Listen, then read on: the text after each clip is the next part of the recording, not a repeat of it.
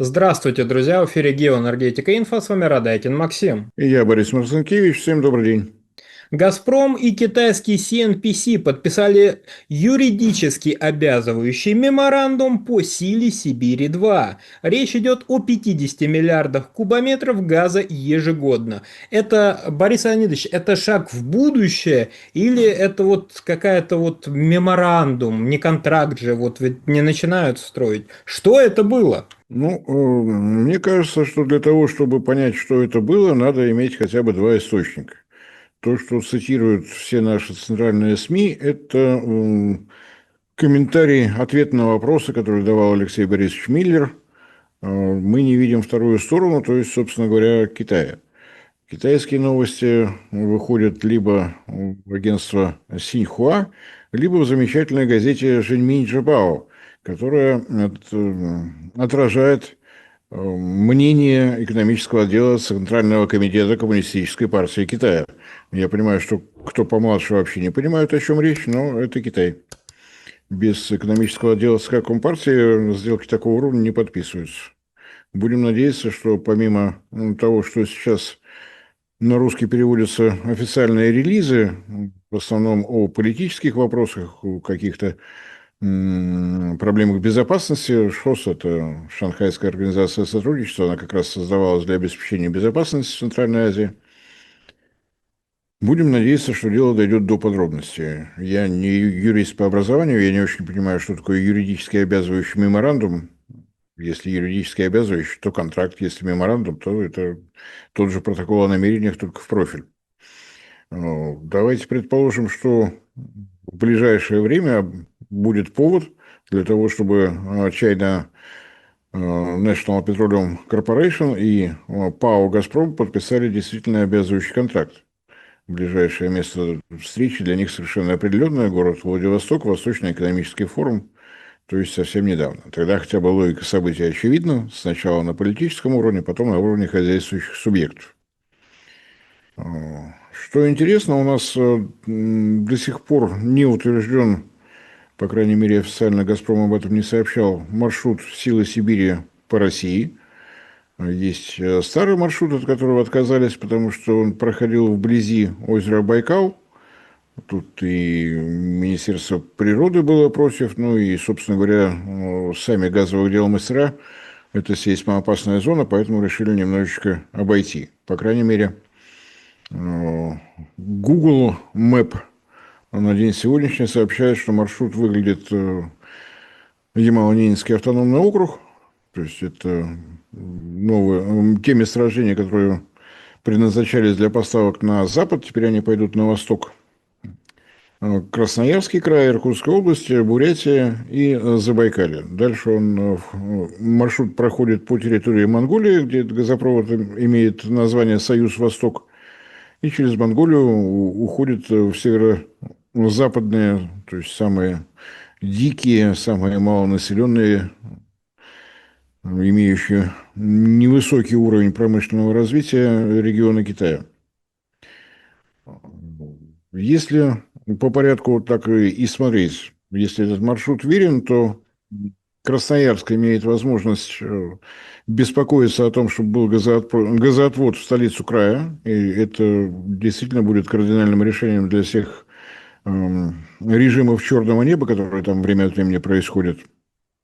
И действительно немножечко по-другому все будет выглядеть. Не менее важно это для Иркутской области и для Бурятии. У нас есть масса законодательных актов, которые защищают Байкал и его уникальную природу, но действий при этом пока никаких нет. Как работали там угольные электростанции, так работают. Ну, а для Забайкалья, которое о природном газе, о газификации могла только мечтать, это будет вообще эпохальным событием. Что такое Чита в зимнее время, к сожалению, мы все хорошо знаем. Что касается Монголии, Союз Восток, название хорошее, мне неизвестно пока уже организована какая-нибудь государственная компания, которая будет отвечать за строительство, за эксплуатацию. Можем только предполагать, ну, как вариант, Монгол ГАЗ имени товарища Чингисхана. Очевидно, что пауза, которая возникла, длилась она порядка 2 лет, были тоже на уровне слухов комментарии о том, что проблема как раз в Монголии. Доходило до того, что якобы монгольская страна считает, что ей это не нужно. На мой взгляд, это не соответствует действительности. Монголия сейчас вся ее энергосистема, кроме нескольких гидроэлектростанций небольшой мощности, базируется на угольных электростанциях, построенных Советским Союзом в 50-е годы минувшего века. Для них, мне кажется, дело не только и не столько в транзитных платежах, сколько в том, чтобы за счет появления газоотводов появилась возможность строить газовые электростанции. То есть наша заинтересованность совершенно очевидна. Вот что касается Китая, то здесь много тем для размышления. Вот. Даже в том случае, если в самое ближайшее время будет подписан контракт, коммерческий контракт, как это обозначил Алексей Миллер, то газопровод приходит в те регионы, которые предстоит развивать и развивать. Проблема плотности населения, распределения населения по территории Китайской Народной Республики перед центральным правительством стоит достаточно давно. Все тропическое побережье, плотность невероятная, дикие края, север, северо-запад, тем более здесь не хватает и населенных пунктов, и промышленности. Но в планах 15-пятилетки обозначено, что там много чего предстоит строить. Надеюсь, что когда-нибудь этот документ полностью переведут на русский язык, пока приходится пользоваться Google переводчиком, непонятно, какую часть этого пятилетнего плана надо переводить, так скажем. Это один момент. То, что Китай в этом заинтересован, но сразу возникают дополнительные связанные вопросы. Если развивается реальный сектор экономики на северо-западе Китая, то возникает вопрос с логистикой. Товары будут производиться, Китай по-прежнему экспортно ориентирован, как он будет вывозить готовую продукцию. Ввести через Китай к морю, чтобы затем морским транспортом, либо это действительно будет реализация всех планов, связанных с проектом «Шелковый путь». В этом случае значительно короче, значительно быстрее. Вопрос только, справимся ли мы, поскольку один из маршрутов «Шелкового пути» проходит через Россию. Конечно, я люблю и уважаю компанию РЖД, но вот некоторые сомнения возникают, справимся ли.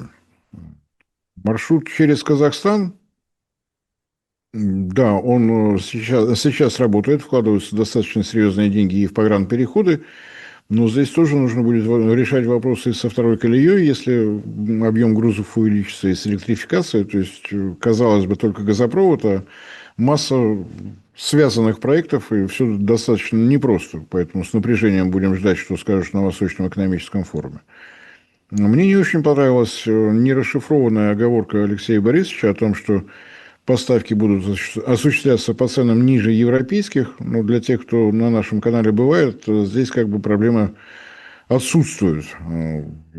Европейский Союз – это единственный регион планеты, который газ покупает на основании биржевого ценообразования. Больше таких стран нет. При этом все остальные опираются на так называемую грунинскую модель долгосрочного экспортного газового контракта, то есть то, что было придумано когда-то в Европе. Учитываем теплотворную способность других энергетических ресурсов, которые используются для выработки электрической и тепловой энергии, ставим коэффициенты, поскольку газ хранить не очень удобно, это не бочка под мазут. Здесь требуется подземное хранилище газа. Учитываем то, что приходится строить и трубопроводы. Соответственно, теплотворную способность приравниваем, вставляем определенные коэффициенты и работаем. Так работает вся планета, кроме вот Европейского Союза. Обратите внимание, я даже не сказал «Дикий Запад», хотя очень хотелось. Потому что на Западе находятся еще и Соединенные Штаты, которые тоже работают с нефтяной привязкой. Это совершенно индивидуально. Поэтому разговоры о том, что надо бы в Китае попытаться навязать такие же цены, которые сам себе на биржевых торгах формирует Европейский Союз, они исходят либо от тех, кто действительно не в курсе, либо теми, кто озвучивает эти версии за серьезное вознаграждение, либо третий вариант – просто пользуются мозговым аппаратом облегченного образца. 3 варианта. Лаг для установления новой цены в обычных случаях 9 месяцев, то есть не реагируем так, как реагируют мировые биржи на нефтяные цены, спокойно ждем 9 месяцев усредняем, вставляем в формулу цены, получаем новое значение на следующие 9 месяцев. Я думаю, что такой режим и будет. Будет ли это строиться на деньги Китая? Я уверен, что нет. От Китая предложение было уже и по первой силе Сибири предоставить кредит, но это связанные кредиты. Мы видим, как все это выглядело в Центральной Азии. Новая система магистральных газопроводов Центральной Азии и Китай построена на китайские деньги, китайскими специалистами, на китайском оборудовании. Рассчитываться можно только кубометрами газа. «Газпром» вежливо поблагодарил, но построил самостоятельно «Силу Сибири». Уверен, что то же самое будет и с «Силой Сибири-2». Так что, на мой взгляд, торопиться в восторгах, торопиться с критикой, понятно, что ее много. До сих пор не газифицирована деревня Гадюкина. Почему-то уже начали строить газопровод в Китай, хотя казалось бы, что надо начинать именно здесь. Первая версия, вторая версия – все украдут, и трубы, и газ. Третья версия – будем всю жизнь должны Китаю, никогда с ним не развяжемся. Новое рабство, раньше были в рабстве у Европы, ну и так далее. И противоположная страна строительства начнется просто вот со дня на день после дождичка в четверг. Я не думаю, что все так просто, что все так быстро. Так что предлагаю подождать новостей от экономического отдела Центрального комитета Коммунистической партии Китая, которые будут опубликованы либо в Синьхуа, либо в Жэньминь-Жибао.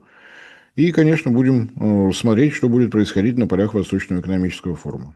Борис Леонидович, насколько это своевременный меморандум на фоне того, что в 2022 году как бы зарубежные продажи «Газпрома» упали там чуть ли не в 10 раз? Это как-то вот спасет «Газпром» или это лишь вот такая вот легкая весточка? «Газпром» он последовательно восстанавливает объемы добычи, растет спрос у нас внутри, начиная в 2023-2024 году прибавляли по 5-6%, это весьма значительно. Напомню, что продолжаются поставки в Белоруссию. «Сила Сибири» первая вышла на полную мощность 38 миллиардов кубометров. В этом году ожидается объем поставок в Казахстан, Узбекистан и Киргизию в объеме 14 миллиардов кубометров. Если те планы, которые имеются у наших южных соседей, будут реализованы, в следующем году будет уже 20 миллиардов кубометров. Еще одна прибавка. В 2027 году должны начаться поставки по Сахалинскому маршруту. И только что, как нам сообщил Алексей Миллер, подписаны коммерческие контракты на увеличение объемов с 10 миллиардов кубометров до 12, но с 30 года. Подписано еще одно коммерческое соглашение по увеличению объемов по «Силе Сибири» с 38 до 44 миллиардов кубометров. То есть еще 6 добавлено. Ну, вот, соответственно, то, что мы наблюдаем. Рост спроса внутри России, рост поставок в Центральную Азию. Не останавливаться он, похоже, не собирается. Казахстан так и не решил вопрос с газификацией северо-восточных областей. Мы видим наращивание объемов поставок в Китае. Так что «Газпром» не сидит на месте, он работает. Борис Леонидович, хотелось бы вот чтобы вы прокомментировали алармистские такие вот замечания, что Китай плотно сидит на СПГ, и вот эта вот труба бесполезная ему не нужна, он все покупает и по долгосрочным контрактам, и на бирже закупается, что «Газпром» тут не нужен. Действительно, всем известен неписанный закон. Китай не желает покупать более 20% энергетических ресурсов от одного поставщика. Размышляем дальше. Рост потребления газа в Китае по-прежнему растет. Время строительства «Силы Сибири-2» это будет весьма и весьма протяженный маршрут. Как бы он там не проходил, но это почти 3000 километров. То есть займет это 6-7 лет. За это время спрос вырастет еще. Борис Леонидович, большое спасибо за комментарий. Друзья, подписывайтесь на телеграм-канал Геоэнергетика Инфо. Ссылка будет в описании и закрепленном комментарии. Там же будут реквизиты для желающих финансово поддержать наш проект, чтобы мы и дальше также бодро вещали на всех площадках без монетизации. Спасибо, до новых встреч. Я надеюсь, что сегодняшняя передача будет учтена Коммунистической партии Китая как прямая реклама партийной прессы, и нам придет огромное вознаграждение. Всем спасибо за внимание, всем всего доброго.